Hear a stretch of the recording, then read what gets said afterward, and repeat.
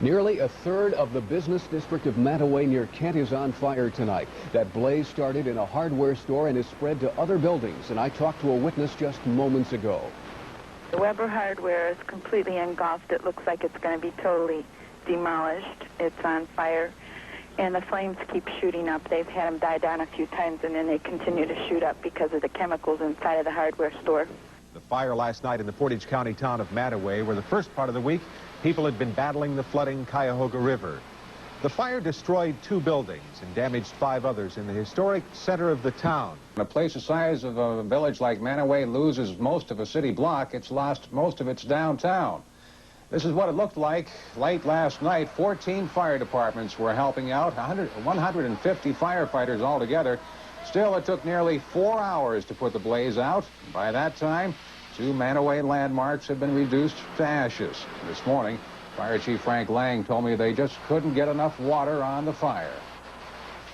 By the time I got set up that we could pump out of the river and get our shuttle working, why, the reservoir was pretty much had it emptied. As the sun rose this morning, smoke was still rising from the rubble of what had been Weber's hardware store. The Crestwood local schools were closed because the village's water supply had been exhausted. Folks will be boiling their water or bringing it in from elsewhere for the next few days until the water supply gets back to normal. It's been kind of a double whammy for Matway, Jeff, this week. As you mentioned, first the flood, now this major fire, and they don't have enough water. Tom, it sounds like those buildings were of some historical importance in Matway. The 2 buildings that burned went back about 130 years each. They were the landmarks, the buildings that Matway was virtually built around. To add to their troubles, the people of Matway are without water today because firefighters nearly drained the village's 230,000-gallon reservoir. Folks in Matway will be talking about the big fire for a long time. It destroyed 2 Civil War-era landmarks and took with it what folks around here called the heart of their town, Weber's hardware store. But folks here in Matway have a more immediate problem than wondering where they're going to buy hardware now. The big fire left the city's underground water reservoir almost dry. A lot of people, like Katie Baird, had to do without their morning cup of coffee. The water in my house was pretty muddy last night, but this morning it seems to be a little clear. The pressure's still down. People around Matway are being warned to boil their drinking water for at least another few days. Folks like Constance Hammond seem to be taking it all in stride. We'll make out. We're in the country. We're used to coping with things. Really. In a small town down in Portage County, this has been one heck of a trying week. This, the latest blow to strike the community of Matway, a devastating fire that leveled most of the city block overnight. Firemen say it ignited in the back of the town's hardware store and that it took 150 firefighters from 14 fire departments to snuff it out. 5 businesses were damaged or destroyed, and the fight against the flames took so much water that tonight the village is on a water alert. All this in just 1 week, a week that earlier saw way too much water, flood water, that is, spilling from the Cuyahoga River. Many of Matway's flooded homes and streets were still drying out when this fire hit last night. Tom, how are the folks there holding up after so much calamity in 1 week? It's been tough. The state of shock is beginning to wear off now, Ted. A lot of folks here thought of Weber's hardware as the heart of their community. Now it's gone. Folks like Katie Baird are finding the heart is still there. What struck me most of all about the fire when it was happening is the way we all reached out and helped each other.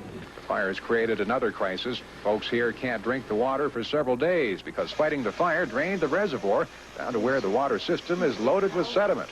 For the folks who got burned out there, Ted, picking up the pieces will be hard, but it may be easier knowing that just about everybody else there is willing to give them some help. Well, they do have a sense of community spirit over there, don't they? It is permeating through the whole community there, Ted. Okay, Tom. A serious water shortage, and the situation is getting to be a crisis.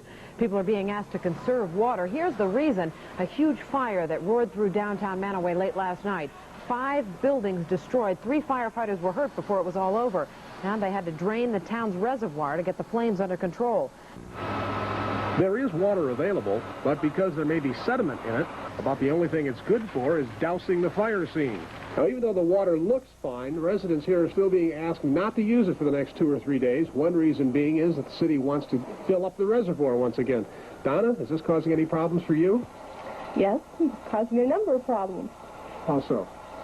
Well, you can't get up and wash your face in the morning. You can't do the dirty dishes, and it's rough. So, like the rest of Manaway's 1,300 residents, Donna has to rely on outside sources for water.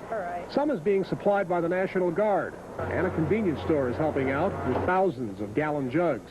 Actually, most of the people we talked with in Manaway today really say they don't see this as a crisis situation, just kind of a big-scale inconvenience, if you will. Dale, Doreen?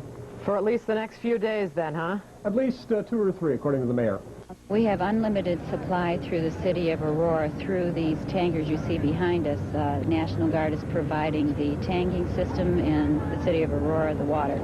Community support was a prime factor in controlling what could have been a major disaster here. Mayor Henninger says residents will have to drink the bottled water for at least 3 days until a sufficient water supply builds back up in the reservoir and is checked by the EPA. The only thing the water is good for is flushing toilets.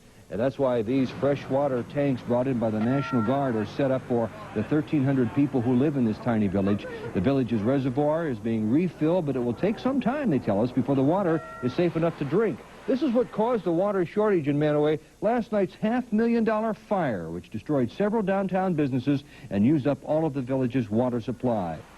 And in Manaway, they are rationing water tonight. Firefighters drained the town's reservoir as they fought that blaze in downtown Manaway last night. Now there's a water ban there, and until the reservoir fills back up, residents will have to carry in water from the outside. Today, they all pulled together in a team effort to conserve water after firefighters from at least a dozen different communities drained their reservoir, battling a major downtown fire last night. Over 150 firefighters responded around 9 last night, but the flames had a hold on this century-old building. When it was over, a hardware store and dance studio were gone. A direct cause still isn't known, but firemen on the scene say the flames were quick to spread. I was down the other end of town. They had just gotten back from a chimney fire. And there were several guys on station. I went there, I came up from the south end of town. The whole back of the store was going at that point.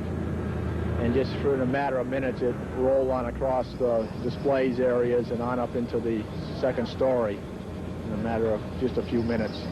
Last night's fire had even more serious consequences for the entire community. This is the underground reservoir that Manaway residents depend on for their water supply. The weight of last night's blaze drained this water supply. Most everyone there, though, seems to be taking it all in stride.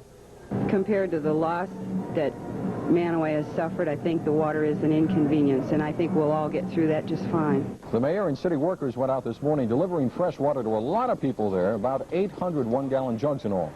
Hard to tell when the tap water will be safe to drink again. The final damage estimate, $1,065,000. Now that's just the buildings involved. It doesn't take into account an additional $40,000 lost in village operations and equipment. Pumps, our pumps ran dry there for 1 hour up at the reservoir. 1 has to be replaced, 4 had to be reserviced. We lost the spring system on our 2.5-ton truck when they were loading up that debris. When that wall fell forward, we had to make a path for the firefighters, and evidently in the course of that, the one side of our truck is tilted now. We had just put springs on that. All in all, it's been a pretty tough year for the village of Manaway. First, they were going to print up T-shirts that said, "We survived the winter of 1985." Then they changed those to say, "We survived the floods of 1985."